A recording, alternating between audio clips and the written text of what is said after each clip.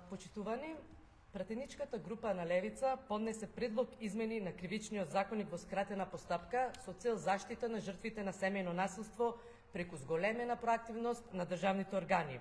Односно, утврдивме дека во правниот поредок има директна колизија помеѓу актуелниот Кривичен законник и Законот за спречување на семејно насилство во однос на тоа како се гони делото телесна повреда сторена при семејно насилство.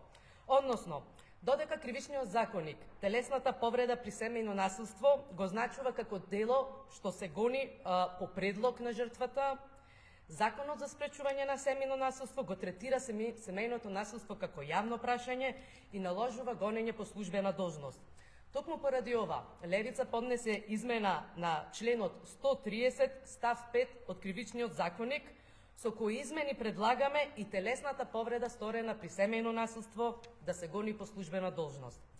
Праксата покажува дека најголем дел од кривичните пријави за семејно насилство се гонат токму по овој член и во најголем дел од случаите самата жртва го повлекува предлогот за гонење на сторителот.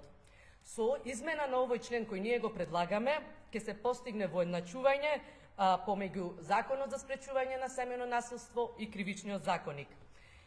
Поразителни се статистиките кои говорат дека сторителите речиси и да не се казнуваат или се казнуваат само во 15% од случаите, а само во 3% од случаите била изречена казна затвор за сторител на семејно насилство. Ние сметаме дека е штетна одредбата која предвидува дека гонењето на кривичното дело телесна повреда сторена при семејно насилство мора да има писмена согласност од страна на самата жртва.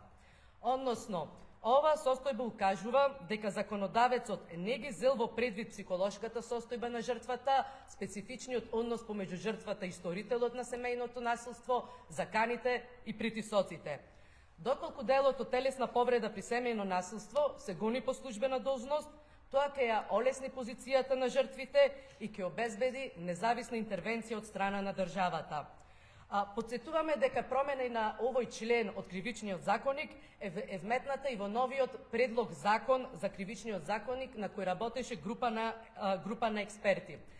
Најавите од страна на актуелната власт се дека новиот Кривичен законник ќе биде донесен дури до крајот на наредната година и поради тоа ние сметаме дека е потребна итна измена на овој член, затоа што секое пролонгирање во однос на превенцијата на семејното насилство значи нови потенцијални жртви во општеството.